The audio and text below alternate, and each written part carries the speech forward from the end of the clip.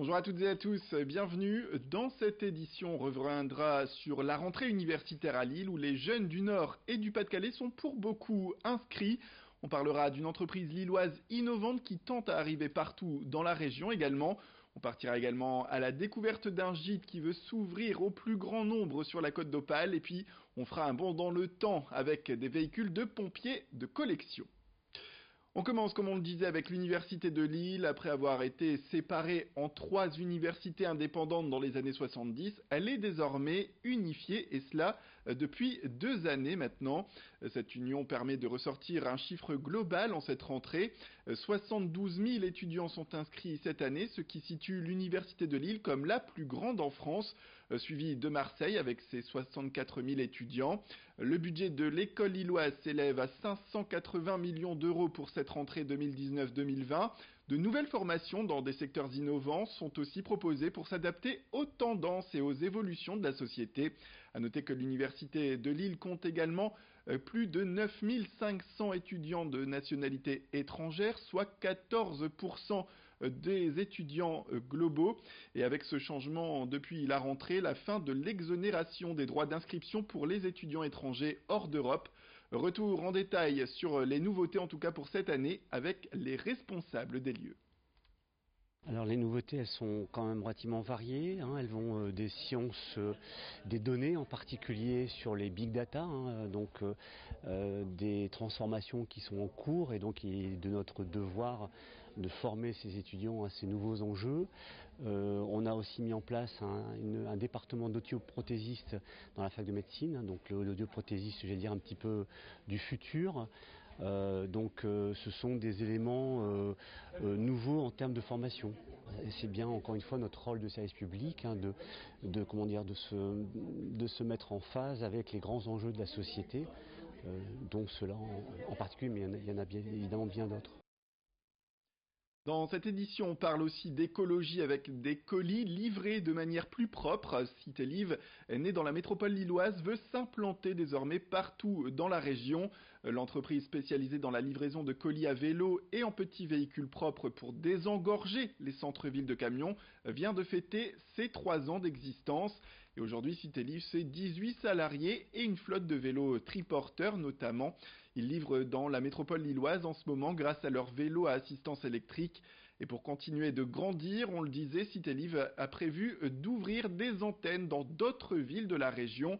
L'autre projet est aussi d'optimiser les tournées des livreurs qui peuvent porter en moyenne une 50aine de colis par triporteur. Vincent Vieillard a rencontré le gérant. Je pense que aujourd'hui les particuliers, les pouvoirs publics veulent changer leur mode. On se rend compte que l'air est pollué, qu'il faut essayer de changer un peu tout ça, que les villes sont encombrées. Et de deux, les professionnels aussi sentent cette tendance. Et alors pour une histoire d'image, pour une histoire aussi de respect de l'environnement, essayent de trouver d'autres solutions, pour une histoire économique aussi, parce que les camions en ville bloqués à l'entrée des villes, qui galèrent à se stationner, ça coûte de l'argent.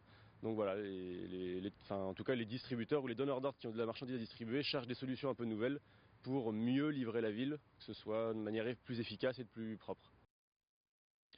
Dans les titres, on revient sur l'inauguration vendredi du gîte Les Bobos à la ferme. C'est une structure de vacances pas comme les autres qui vise à apporter un soutien aux personnes qui aident un proche en situation de handicap. Un projet mené par Élodie et Louis Dransart, les parents de la petite Andrea atteinte d'une maladie neurodégénérative. En tant qu'aidants, ils ont créé ce gîte de 90 mètres carrés, tout confort. Il répond d'abord aux normes d'accessibilité avec des dispositifs pour que les personnes handicapées se sentent le plus à l'aise possible. Dans le gîte, il est par exemple possible de jardiner à hauteur de fauteuils roulants, notamment. Morgane Reylan et Lolita Perron ont été sur place pour vous rendre compte de tout ce qui se passe là-bas. C'est un projet de tourisme et d'inclusion en plein cœur des Hauts-de-France. L'idée, c'est de créer à l'horizon 2022 4 gîtes de chambres d'hôtes et 2 salles polyvalentes dédiées à tous, accessibles pour tous, et avec une offre de séjour de répit pour les aidants familiaux qui s'occupent d'un proche malade ou en situation de handicap et qui leur dédie énormément d'heures par semaine. Donc on souhaitait leur offrir une bulle d'air, une bulle de déconnexion en pleine nature. Et pour terminer, depuis début 2015 à Ouascal, le musée des pompiers fermait brutalement ses portes, rappelez-vous, après l'effondrement d'un mur. Un accident causé à l'époque par un affaissement du terrain en bord de la Marque. Il avait alors emporté tout un pan de cette structure. Aujourd'hui, il reste des camions de pompiers notamment à vendre pour pouvoir les voir un jour flambant neufs. J'ai 15 622 km. Cela fait 4 ans et demi que ces 5 camions de pompiers de l'association Autopompe de Ouascal rouillent à l'extérieur, entreposés sur le terrain d'une entreprise voisine depuis la fermeture du musée en 2015. Ces pièces de collection des années 40 à 70 se sont sévèrement endommagées. Alors pour éviter qu'elles ne deviennent totalement hors d'usage, les bénévoles se sont résignés à les vendre. Vous mettez un véhicule sans toit pendant 4 ans, vous avez du vent, vous avez de la pluie. Vous avez de l'humidité. Bon, surtout, c'est la carrosserie qui n'apprécie pas beaucoup. Sur les 5 véhicules mis en vente, il n'en reste plus que 2 disponibles. Il faut compter entre 500 et 2000 euros selon le modèle et être un bon bricoleur pour pouvoir les retaper. C'est donc un berlier qui était à l'époque dans la métropole lilloise. Il est de 1959. Et le second, c'était une échelle, donc une échelle semi-automatique, qui est beaucoup plus récente puisqu'elle est les fins des années 60. Mais bon, pour un bricoleur, il y a aucun souci. C'est pas impossible de les faire revivre. Si ces bénévoles ne sont pas si attristés à l'idée de vendre ces véhicules, c'est parce que ce sont des doublons. Les mêmes camions ont en effet pu être sauvegardés avec d'autres à l'abri dans un hangar municipal.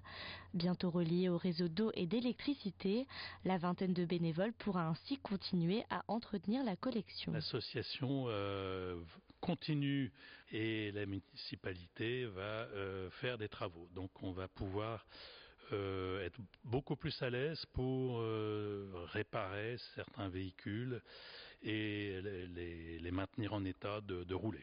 Et si aujourd'hui il n'est plus question de réouvrir un musée, l'Autopompe n'a en revanche jamais cessé ses activités en extérieur.